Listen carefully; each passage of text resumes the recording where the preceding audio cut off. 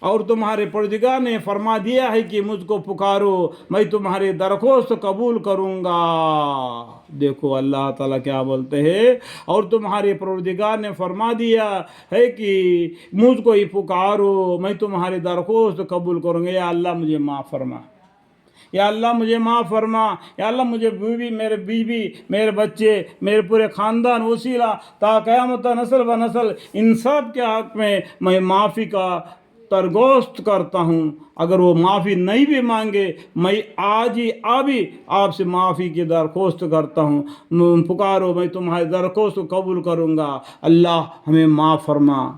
جو لوگ صرف میری عبادت سے سرتابی کرتے ہیں، اللہ جو لوگ صرف میری عبادت، میری کا معنی کیا ہے؟ دیکھو یہاں پر اللہ انگلی دکھا کے بتا، اللہ کی عبادت سے سرتابی کرتے ہیں، وانقریب مرتے ہی جلیل ہو کر جہنم میں داخل ہوں گے۔ اللہم اغفر لی۔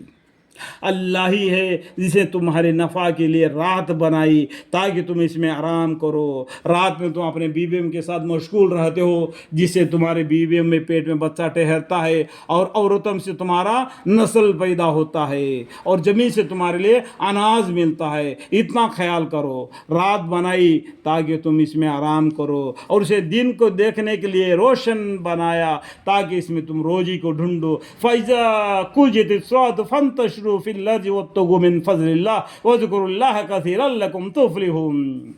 بے شک اللہ تعالیٰ لوگوں پر بڑی ہی فضل ہے، ولیکن اکثر آدمی ان نعمتوں کا شکر نہیں کرتے۔ الحمدللہ رب العالمین۔ یہ اللہ ہے تمہارا رب، یہ اللہ ہے تمہارا رب۔ اتنا خوبیاں ہے اس اللہ کے پاس، اس اللہ کو چھوڑ کر اے لوگوں تم کہاں الٹے جا رہے ہو؟ یہ اللہ ہے تمہارا رب، وہ ہر چیز کا پیدا کرنے والا ہے، اس کے سوا کوئی لائق عبادت نہیں۔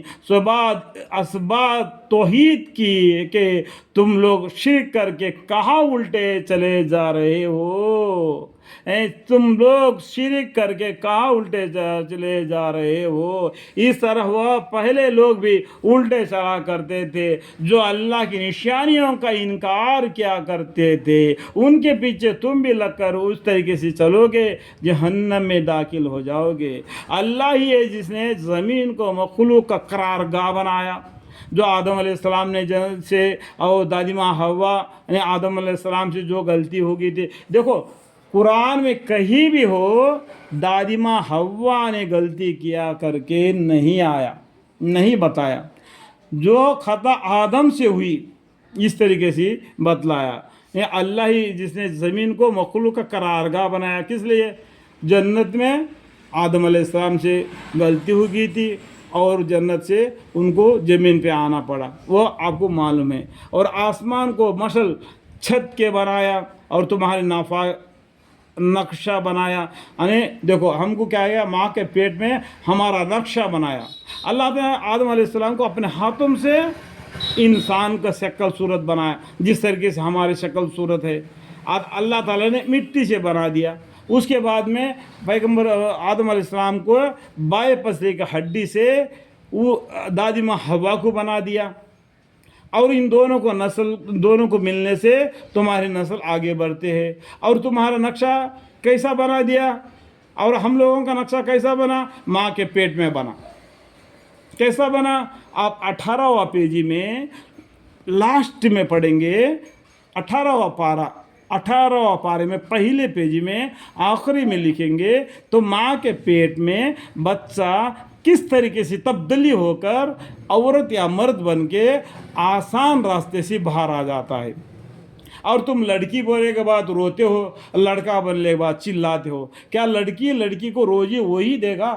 اللہ ہی دے گا، تم تو نہیں دو گے۔ وہ اللہ اس کا روزی اس کو دے گا، تیرا روزی تیرے کو دے دے گا، وہ بچے کا روزی وہ اس کو دے دے گا۔ لیکن تم اتنا غم نہ کرنا، تمہارا نقشہ کہاں بنا دیا؟ ماں کے پیٹ میں بنا دیا۔ اس سے پہلے آدم علیہ السلام کو اللہ تعالیٰ نے اپنے ہاتھ سے بنا دیا۔ اس بات کو جانو، اس کا پیچھے کا بھید ہے جو میں آپ کو بتایا۔ چھت یعنی آسمان کو چھت بنایا اور تمہارا نقشہ بنایا۔ کہاں پر بنایا؟ ماں کے پیٹ میں۔ عمدہ نقشہ بنایا۔ کس طریقے سے بنا؟ عمدہ نقشہ۔ دیکھو کس طریقے سے تمہارا کان ہے، नाक है, जुबान है, वोट है, दांत है, गला है, आंख है, आंख के ऊपर फलके है, और सर है, सर के ऊपर बाल है जिसे तुम्हारा श्रृंगार है। अगर तुम सर के ऊपर के बाल को पूरा निकाल दो तुम्हारा क्या होगा? अगर तुम्हारी नाक निकाल दो तुम किस तरीके से होंगे? अगर तुम्हारे कान निकाल दो तुम किस तरीके से होंगे? देखो अमदा नक्शा बनाया, ऐसा नक्शा बनाने वाले अल्लाह को छोड़कर तुम कहाँ उल्टे चले जा रहे हो? तुम कहाँ उल्टे चले जा रहे